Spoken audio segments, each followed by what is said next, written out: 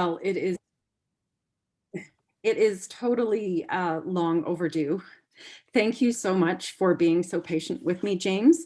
Over the past several years, he's been asking me to give a talk, and I kept saying, oh, I'm too busy with admin, I'm sorry. And then this fall, it was like, oh no, I'm writing a grant. And so I committed to do this now, which is good. And I actually was going to do another one next week as well, but someone else took that spot. So I'll do another one in September because I need to make up for being a delinquent CVR member over the years. It's been too long, but actually, given that it has been a long time, we have a good body of data to show you today.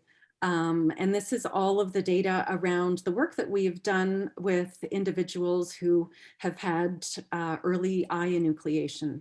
So hence the title. I'd really like to focus on the audiovisual data that we have. So I'm going to show you some data that make an argument for audiovisual plasticity following long-term monocular deprivation. So slides are okay, James? Everything, I did the share properly? Yeah, everything looks good. Okay, yeah. Excellent. That's thanks to Stefania, who is here, who I practice this with because I often mess up the order of sharing and PowerPointing. And okay, so early visual deprivation. So what is that? So I want to just remind everybody sort of the developmental visual perspective, where the human brain, we know, is not fully developed at birth, and that includes sensory systems and visual system.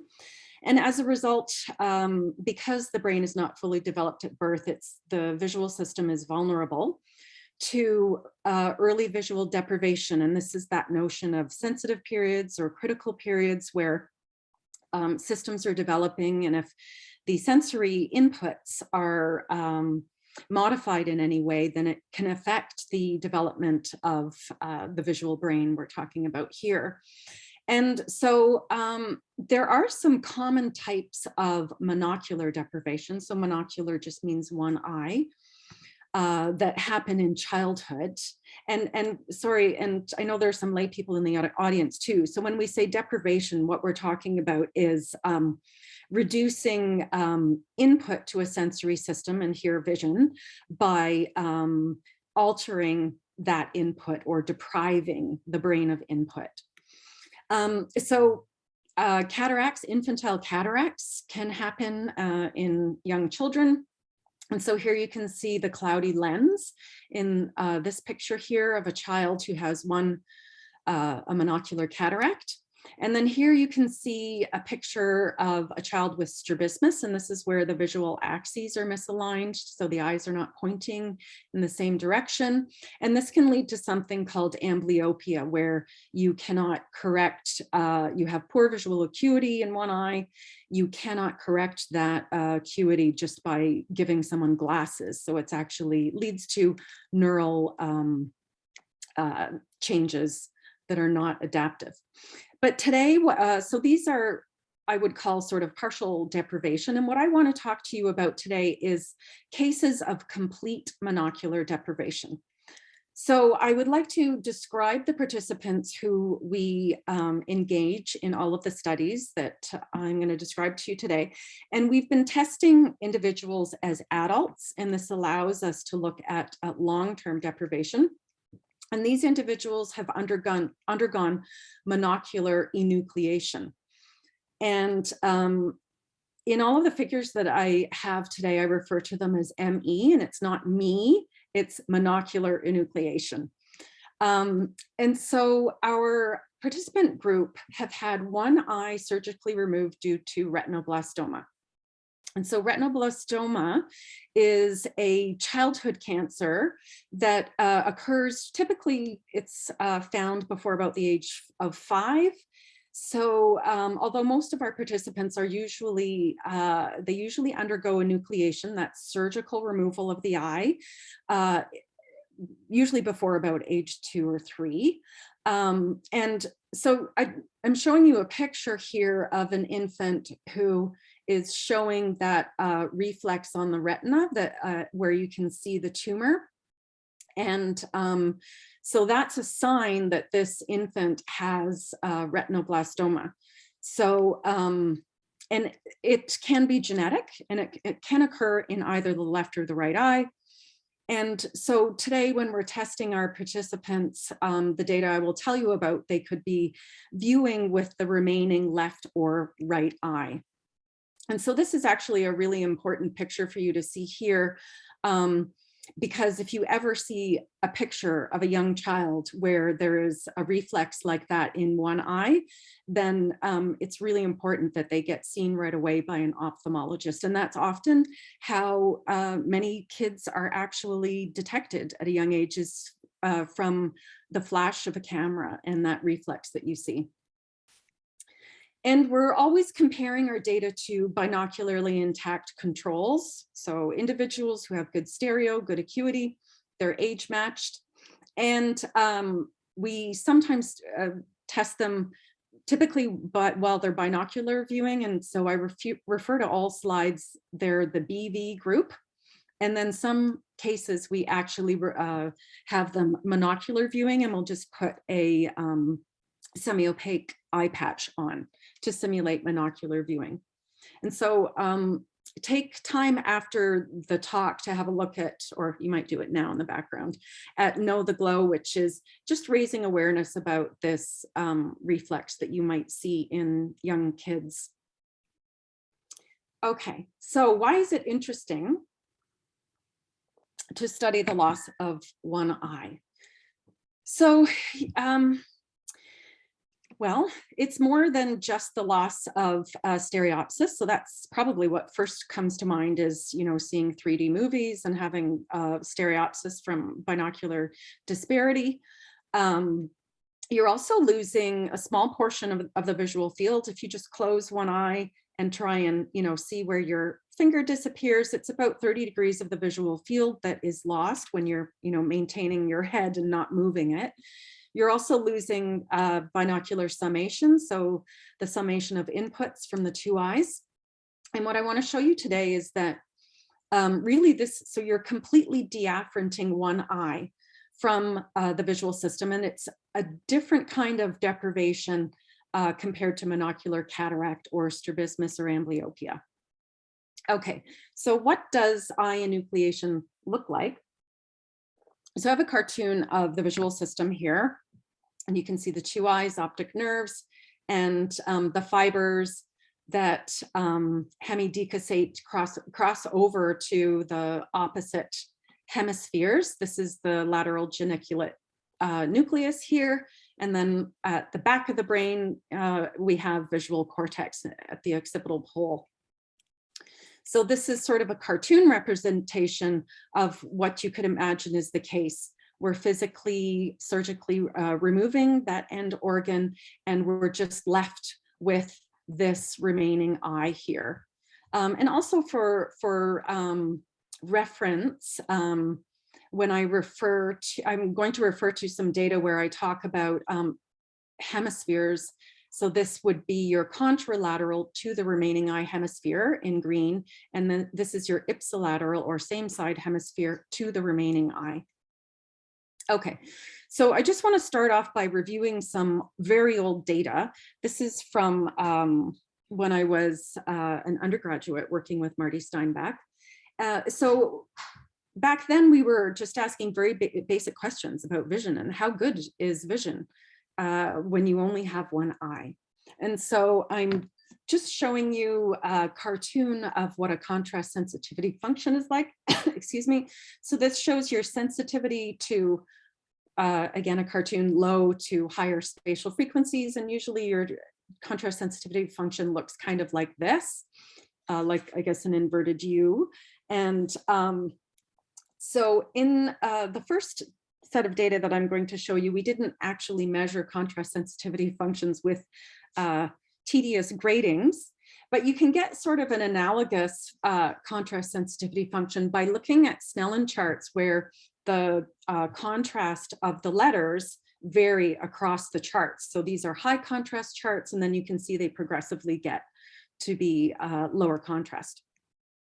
Okay, so here are the data, and I've plotted decimal visual acuity as a function of contrast and contrast is high on the left and low on the right.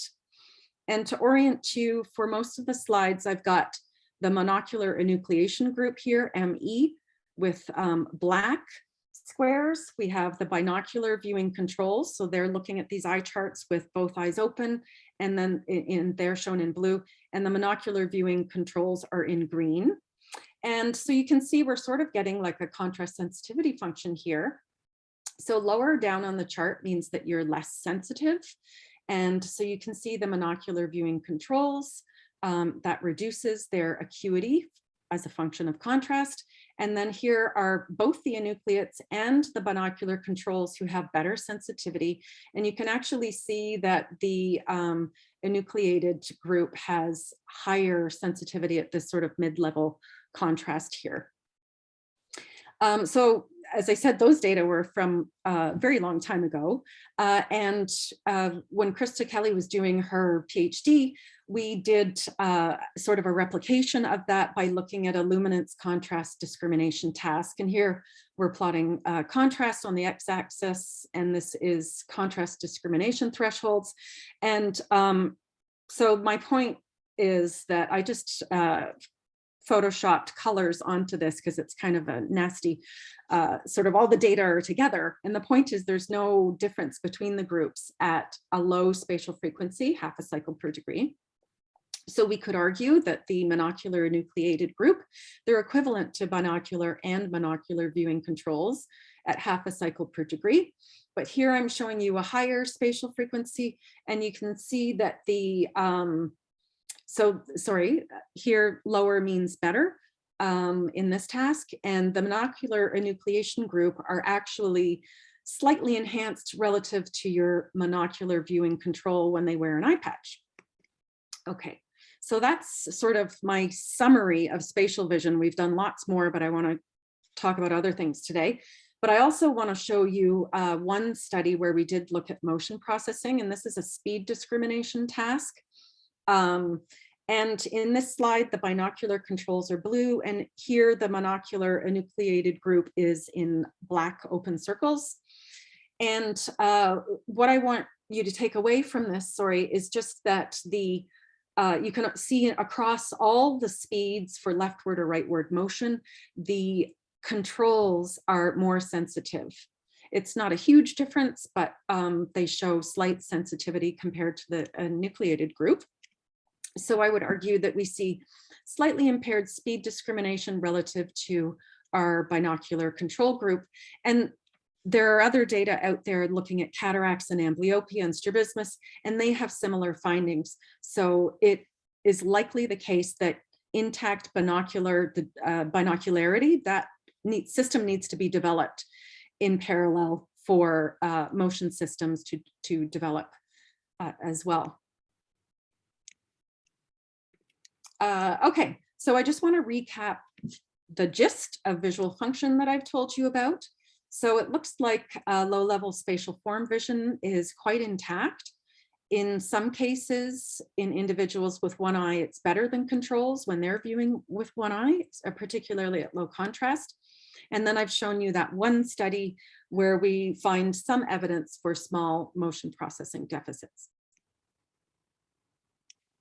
Okay, so what I want to talk about today is other sensory systems. And so the rest of the talk is structured to talk about audiovisual processing. The first part, I will talk about behavior measurements, and then the second part, some brain structure data that we have. And then finally, I'm just showing you one study where we looked at brain function. Okay. So the first study that we did looked at sound localization. And the question that we asked was, is hearing better in people with one eye? Because it has been shown that individuals with early blindness, so no vision in either eye, have enhanced sound localization. And then we also, and this work was done by Adria Hoover in collaboration with Lawrence Harris, who's here today as well. So we also asked, would it be maybe restricted only to the blind field if there is this enhanced sound localization? So we put participants in a soundproof booth, and we had an array of speakers from minus 90 to plus 90 degrees, left and right. And individuals sat looking straight forward, and we played noise bursts, and individuals just had to, I think we had kind of like a measuring tape of sorts, and they just had to indicate where they heard the sound coming from.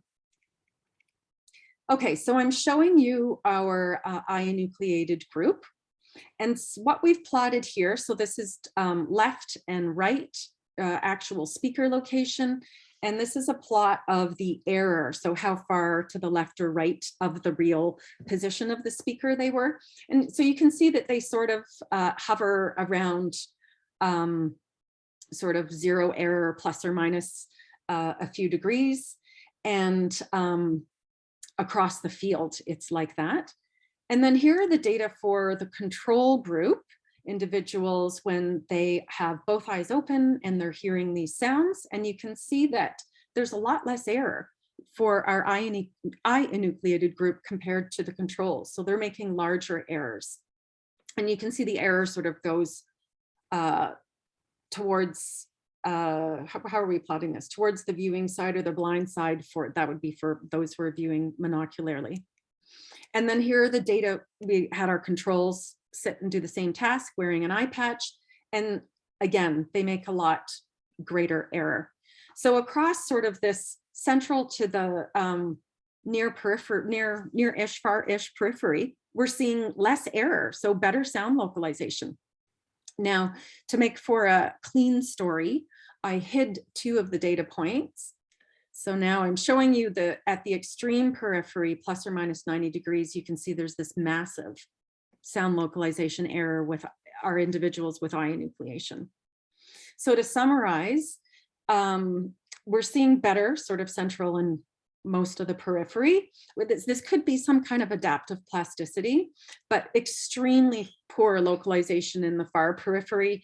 And in the paper, we suggested that it might be a misuse of interoral time differences because of lack of calibration with stereoscopic depth perception.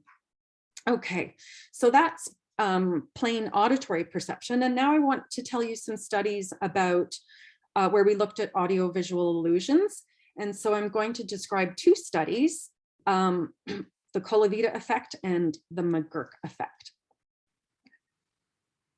Oh, and you know what? You guys can ask questions as we go along. If anybody has a question, I don't know how we do this with Zoom, if somebody can unmute and just say something.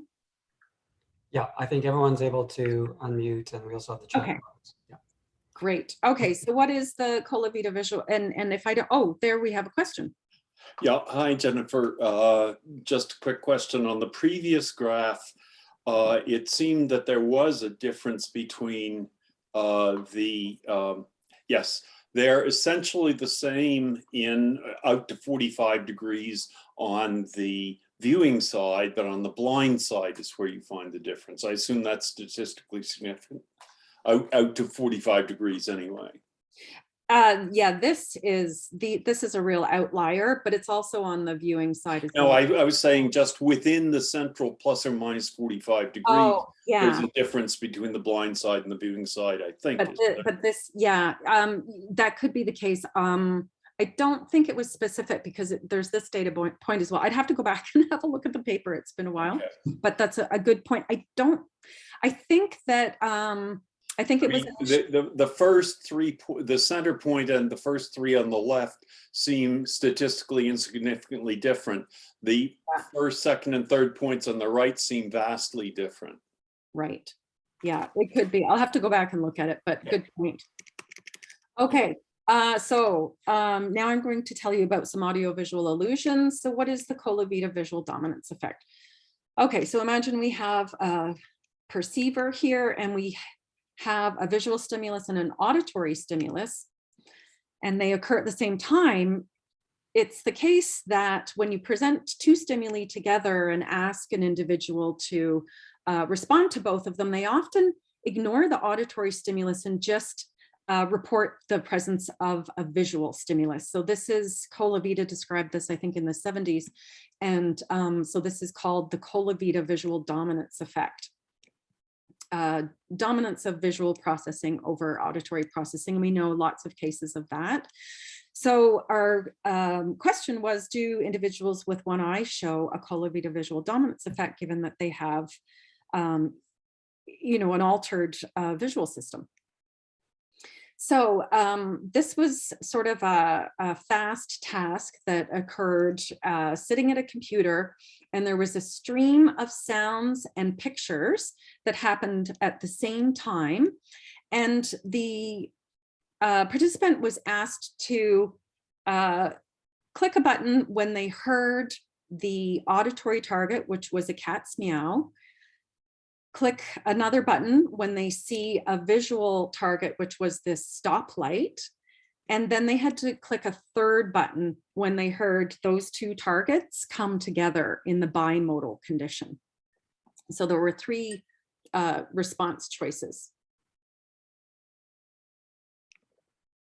Okay, so I'm just showing you the ability to discriminate between the three conditions, and these are the binocular viewing controls and monocular controls, and you can see that they're pretty much the same. They can correctly discriminate the auditory targets, the visual targets, and some of the bimodal targets, but you can see the performance gets worse with the bimodal targets relative to auditory and visual. And here are the nucleated participants, and they're the same. They're making some errors with the bimodal targets, but less than with the visual or auditory. But to look at the Colavita effect, it's that bimodal condition when you have both the cat's meow and the stoplight that you need to respond and say both targets appeared at the same time. And so this is when you look at the errors that they made, and that defines the Colavita effect. So you can see this is the binocular viewing controls, and more frequently, almost 30% of the time, they said it was just a visual stimulus, and just over 10% of the time, they said it was just an auditory stimulus. So they didn't respond to both. And that's the Colavita effect. And it's the same when the controls were viewing with one eye covered. So that's monocular viewing controls. But here are the interesting data with the enucleated participants, and they didn't favor vision over hearing. There's no Colavita effect. Their errors are equally in favor of the visual or the auditory stimulus. So no Colavita effect. And we did, show you that the controls show a clear Colavita visual dominance effect. And that suggests that our processing sort of favors vision over hearing naturally when we have bimodal events, and no Colavita effect with individuals with only one eye. Okay, so the second audiovisual illusion I'm going to show you is the McGurk effect. And so this is a classic audiovisual illusion that I'm sure most of you know, but this is due to the integration of speech. So looking at a person talking and hearing to someone talking. And this McGurk effect is when the auditory syllable that you're hearing is perceived differently, whether you pair it with a speaker who is pronouncing the same sound or a different sound. So just to show you graphically, so you hear the sound ba, but you see someone making the lip movements of ga, and then you don't hear ba or ga, but something completely different like da or tha. That's sort of the common way that it's perceived. So I do have a demonstration, and I hope it works. We asked the question, are people with one eye susceptible to this McGurk effect? Ba. Okay, sorry. So I ask you to look at the slide and look at the lips, and we'll do a poll for what you hear. Ba. Okay, so I'm just going to ask you how many people heard the or da, and I don't know. Okay, James raised his hand. I can't see anybody else, but I'm sure there are a few other people. Okay, so now I'm going to play that slide again. And this time I want you to close your eyes. ba, So now did you hear ba and not the? Okay, good. So it worked for some people, that's great. Mhm. Yeah, I once did this demonstration in a huge hall and all the people at the back didn't get the McGurk effect. So this is maybe a good thing to be on Zoom. Okay, so in this task, individuals had 3 responses. Do you hear ba, do you hear ga, or do you hear the McGurk da, va? And there were 4 conditions. So just when you saw the person making the lip movement, so the visual only, auditory only, you just hear whatever they're saying. And then the congruent pairing of the 2, so mouth and lip together. And then this is the McGurk condition, where you have the incongruent pairing of ba and ga with the reverse. Okay, so I'm just showing you the data for the McGurk condition. And okay, so we see, yes, this where we have the red circle, this is your McGurk condition. So when you're hearing ba and ga, how often do you perceive, oh, so this is the McGurk condition. People are not perceiving ba and ga as often as they are perceiving da or da. So the binocular controls are blue, so you can see this is where you have that illusion. They're more often to say, 70% of the time that they heard da, da. And these are controls when they put an eye patch on, and you can see that it actually reduces the McGurk effect. And then this is our eye enucleated group, and just around 20% of the time. So we see a reduced McGurk effect. Are these hands or are these residual hands for questions? No? Jeff? No? No. Okay, just checking.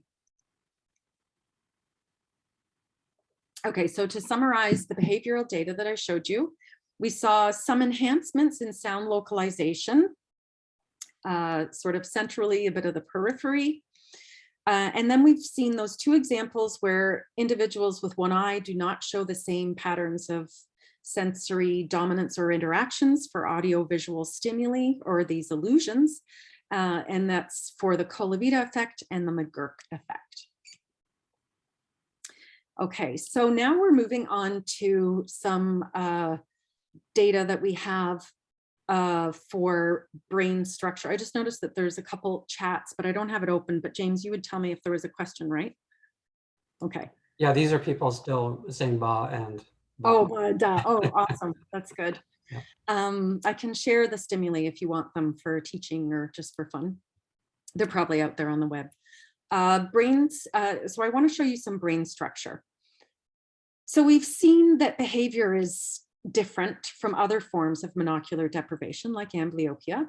Vision is largely intact. I showed you the minor deficits in motion processing, but spatial vision is quite good. And you've seen some changes in auditory and audiovisual perception. So then we started to ask these questions, what is driving this? Are there some differences in neurophysiology? I mentioned earlier that we already know that there's no binocular interaction. So how does that affect brain development? And, this picture where I have this cartoon representation of enucleating one eye, maybe some of the cells are recruited that should have been devoted to the eye that was enucleated. So the first 2 studies I'm going to walk you through, we looked at the lateral geniculate nucleus and its volume, and then we looked at some cortex things. And so this is a high resolution slice through the brain, and we hone in on where the lateral geniculate nucleus is, and this very pixelated image allows us to trace out the left and right lateral geniculate nucleus. And so you'll remember looking at this cartoon, and if we look at our, this is the lateral geniculate nucleus, showing you the different layers. It's a layered structure. And just to remind you, it's a structure where the two eyes aren't coming together, and each of the layers is receiving inputs from the left or the right eye. And I've labeled them here in terms of, again, we're talking about the remaining eye. So whether or not, so the purple layers would be receiving input from the ipsilateral. So I've got eye here. So these are the ipsilateral layers to the remaining eye. So same side of the brain. And this is the contralateral side. So layers 1, 4, and 6. So when you surgically remove one eye, remove its input, you might expect that the layers that are receiving inputs from this eye might atrophy over time because they no longer are receiving input. So you would expect, when we walked into the study, we thought what we're going to find is that the lateral geniculate nucleus is going to be about half the volume in individuals with one eye compared to binocular controls. Okay, so here I'm showing you, again, this cartoon, I'm showing you the volume of left and right, or ipsilateral, contralateral to the dominant eye for controls. And you can see the volume is essentially the same. And here are the data for the individuals with eye enucleation, and you can see that it's reduced. So we do see some atrophy. But, and if you look at the purple stripe, so if we've got around 160 or 170 millimeters cubed, we've got about almost half-ish in the ipsilateral side for individuals with eye enucleation, but it's larger than that in the contralateral hemisphere. So it's much bigger than you would expect. And so this would suggest that there may be some recruitment of the diaphragmatid cells. Okay, and why might that be? So there is some behavioral evidence that suggests that, if you look up at the top here at this cartoon, that the contralateral fibers of the retina, the fibers from your eye that go to the contralateral hemisphere, are mature sooner than the ipsilateral fibers. So it could be that these more mature fibers that have developed earlier at the time when your eye has been surgically removed are able to recruit more cells than those that mature later in life. Okay, and to skip ahead, so we're going from looking at the lateral geniculate. Yeah. Jen, may I ask a quick question about the previous one? Sure. Have you looked on the pulvinar as well? No, I haven't.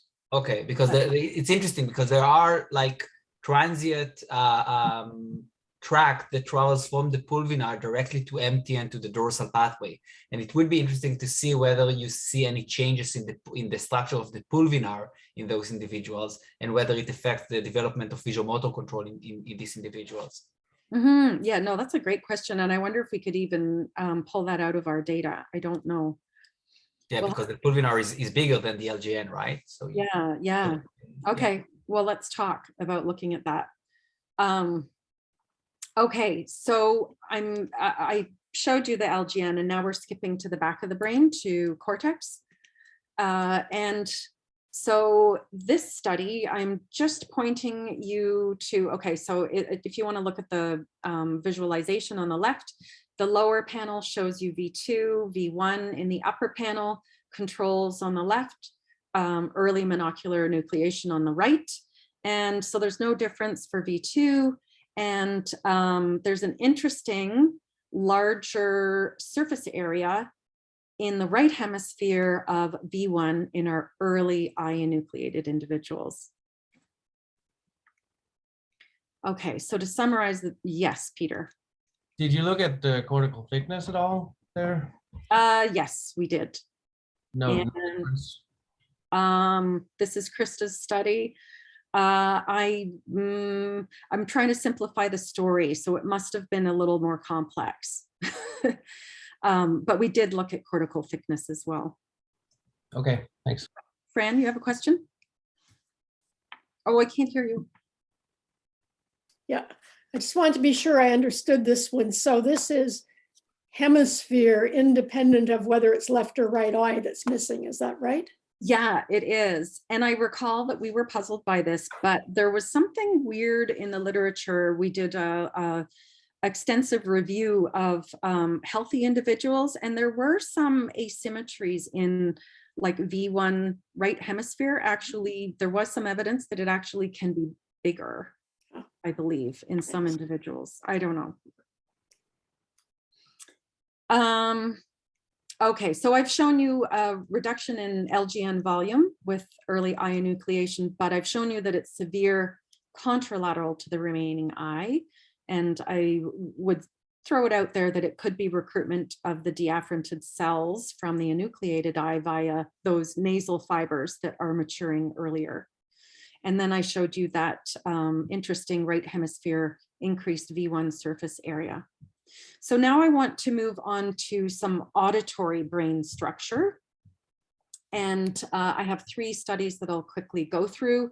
First, we're looking at medial geniculate body volume, some white matter connectivity, and then looking at auditory cortex. Okay, so this was some work that Stefania Moro did, where she traced out the medial geniculate body. So like the LGN, you can see we did tracing. And so the binocular controls are in blue, and you can see there's kind of no difference. The left and right medial geniculate body are the same volume. But in the eye enucleated individuals, the left hemisphere is slightly larger in the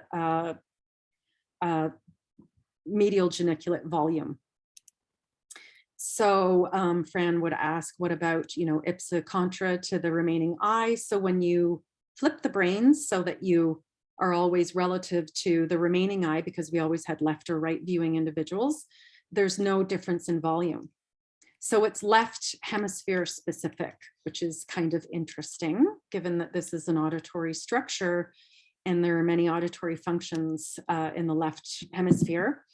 Then we also decided, because it was the same individuals where we traced LGN and MGB, and we found this positive correlation. So the larger your lateral geniculate volume was, also the larger was your medial geniculate volume. So it's this positive correlation. And we thought that was really interesting. Because it suggests some kind of a plasticity that isn't constrained by space. Like if the LGN is bigger, then maybe your MGB would have to be smaller, but no, it's the opposite. They both get bigger. So it's more of a adaptive plasticity of the system overall. Nikita Wong did a study where she looked at tractography and diffusion tensor imaging to look at the tracts that go between auditory and visual regions. And so, okay, to orient you to this, so this left quadrant is showing the auditory radiations. The red is the enucleated group, blue is your binocular group. Here we've got A1 to MGB, and A1 to V1 and V1 to A1. And you can see there are differences in tractography. This is quite a difficult study to interpret, but what the message that we're really taking away from this is that we're seeing alterations in connectivity between regions that extend beyond, early visual system, the visual tracts, optic nerve, and things like that. So it's pervasive across other parts of the brain. And then this is I think the last slide that I have about brain structure. So quickly, I'm just showing you left hemisphere. So we found relative to controls, the enucleated group had increased surface area in these regions, dots that are in blue. And they are the supramarginal gyrus and the superior temporal sulcus. And these are auditory regions, so it's consistent with our story here. So to summarize, we're seeing increased volume of left medial geniculate body in individuals with one eye, and it's regardless of which eye was removed. It's a left hemisphere effect. And that positive correlation between the LGN and the MGB suggests some overall plasticity.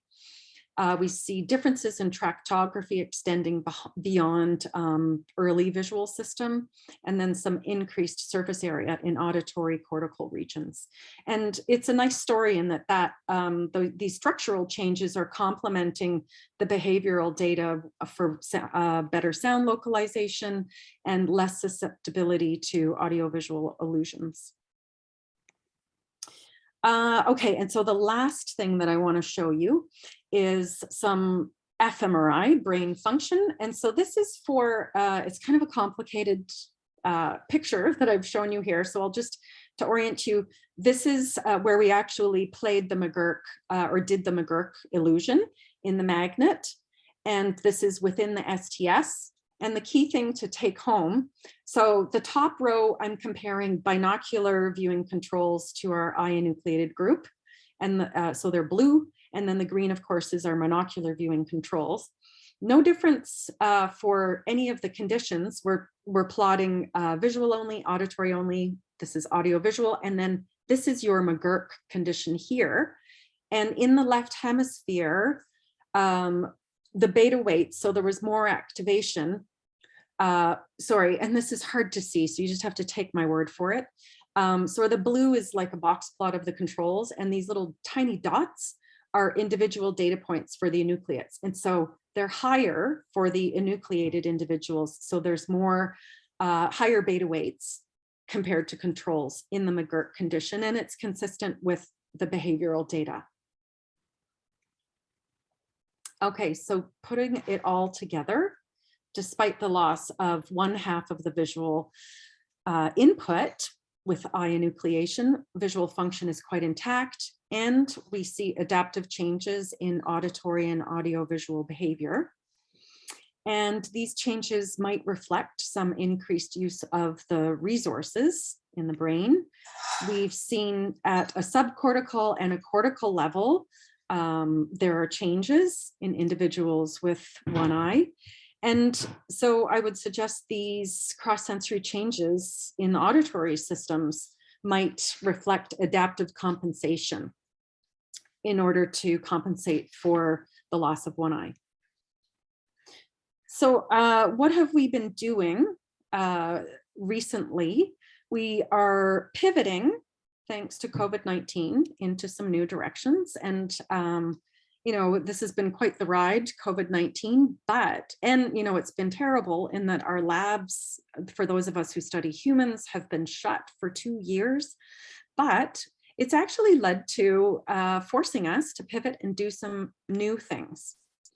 So we are now studying participants who have had late eye enucleation, because that's a great question that we've always wanted to ask, and then we thought maybe now is the time. So this would be enucleation for individuals who maybe have a trauma or disease later in life and have to have one eye enucleated. We reached out to some Toronto ocularists who make the prosthetic eye for individuals following their surgery. And then because of the COVID precautions, we're not doing anything in person, and we're doing some online studies, which have led to some interesting, it's always interesting to do online. Okay, so I'm just showing you data because we don't have a lot of the data, but I'm showing you the data I showed you earlier. So remember, for the McGurk effect, the binocular controls are showing the McGurk effect. They're misperceiving and saying that they heard this sound da that was not presented, whereas our people with one eye are not showing this McGurk effect, or very little, much reduced. And here are our 2 individuals who had late eye enucleation, and they're showing a McGurk effect. N of 2, I know, but I just wanted to show you something, and that we're working on this, and hopefully we will be able to recruit some more individuals.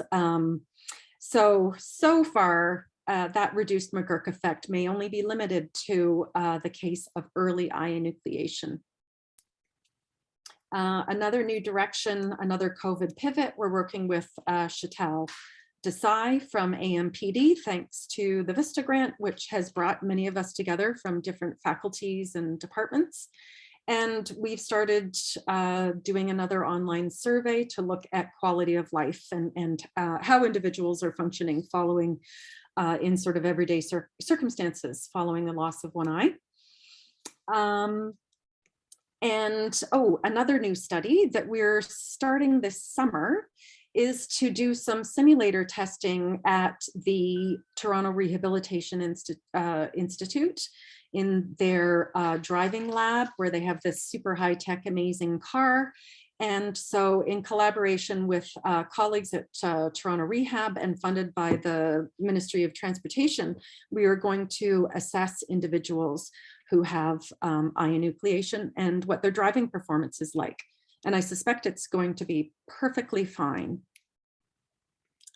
So the last slide I have, I would like to acknowledge everybody who does the heavy lifting. So Krista Kelly, Adria Hoover, Stefania Morrow, Nikita Wong, Faizan Qureshi, and I don't have a picture of Aisha, but she's also a new PhD student in the lab and so everybody has done all of this work. And so thank you to all of the students and undergrads and collaborators. That's it.